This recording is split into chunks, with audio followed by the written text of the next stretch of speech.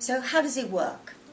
Well, it has to start with a need, a perceived need in the person themselves. They have to feel something's got to change for me, or something has changed and I've got to work around it. I've got to make this work for me from now on. So has to come from the person themselves. That's the main thing, really, that they know something's got to be better in their life for themselves and for the people around them. It's not just a selfish thing. And the second thing is that then that person has to want to do something about it. There has to be that kind of, well, I'm going to get some help with this, because actually it's quite difficult to do it on your own. It's just the way of it. It's difficult to sit at home or at work, at your desk or on your sofa, and think to yourself, well, you know, what do I want to make of my life now, and how am I going to start that, and what am I good at? These things, we know all the answers ourselves. They're not going to be with anybody else, but it's quite difficult to actually get that out of yourself.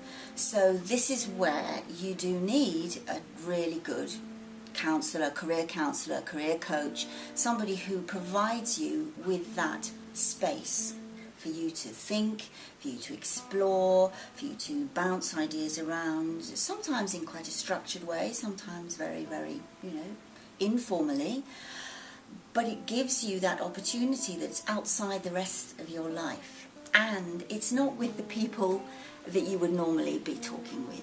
However great your best friend is, he or she probably isn't the person to give you this space.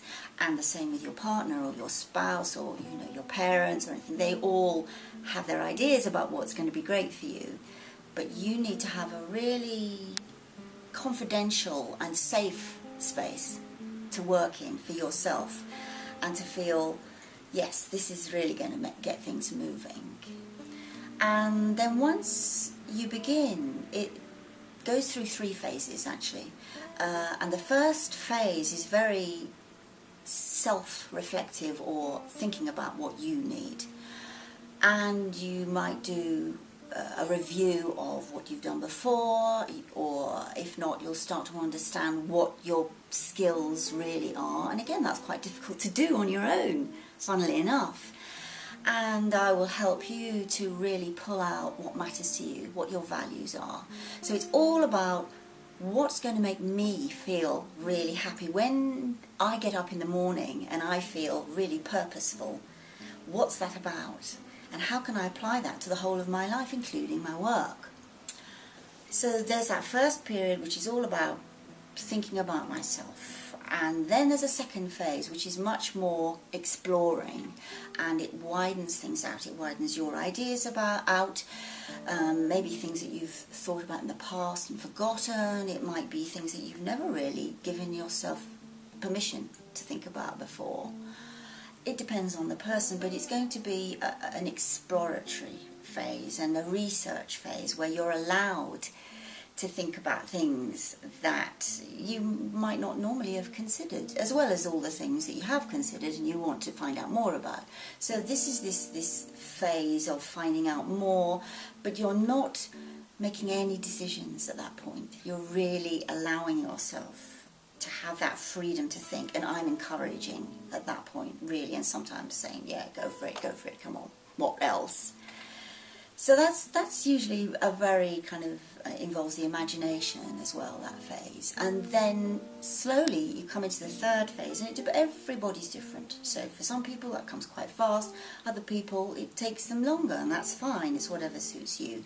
But eventually you will come back down to the third phase, which is a narrowing down again, and a real focus on what choices you've got.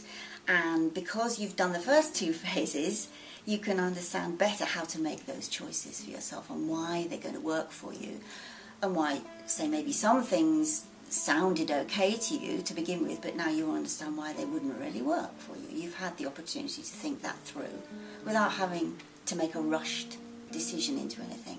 But eventually you come down into this place where you feel very clear, very focused, very motivated about what choices you want to make next. Now, for some people that might be finding out about retraining.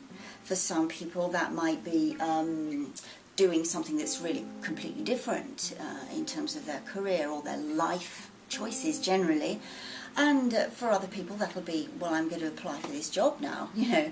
And again, you can have a lot of help and support in that phase, but your own focus is really the thing that has changed by then, because you know why you're going for this thing or these things and not the rest. And funnily enough, the paradoxical thing is that people assume that the more flexible I am, the more likely I am to get a job, to get a good job, to get any job. And it's the opposite. It's exactly the opposite, funnily enough. The more you know what you want, what motivates you, what you've got to offer and what you need, this conveys itself to other people, and they can understand how they can use, how they can really benefit from what you've got to offer. So this is a very strange thing, but I've seen it. I've been doing this work for over 20 years, and I've seen it time and time again. I see it all the time, that the more clear and focused you are, with in a sense, the less kind of vagueness about everything that you're saying to other people, the more that energizes them as well. And the right people can see that you're going to fit in with their team, or you're the right candidate for this course, or whatever it is. So it's these three phases: the self-reflection and review, the expanded kind of ideas, throwing lots of things around, and then finally this coming down into something that's really clear and focused. And what usually happens by the end of that process is that the person is actively moving forward in their life, but they've also got a much better understanding about how long that might take, because for some people they're not going to get to where they want to get to immediately. They have to take steps, and that's fine, but they understand why and how they're going to get there, and that there's more than one way to get there. So there's a sense of relief. There's a great sense of relief and a freeing up of energy, because you're not wasting your energy on lots of stuff that isn't relevant to you or helpful to other people. And it's the opposite of being selfish, actually. People sometimes say to me, you know, but to think about myself and what I want, surely that's selfish. Well, it's not.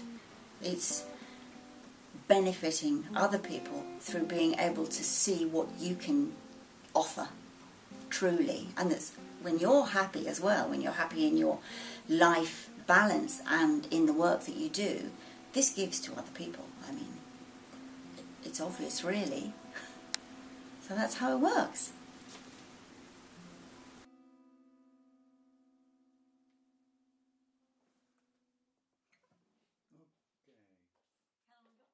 Okay. It's at 8.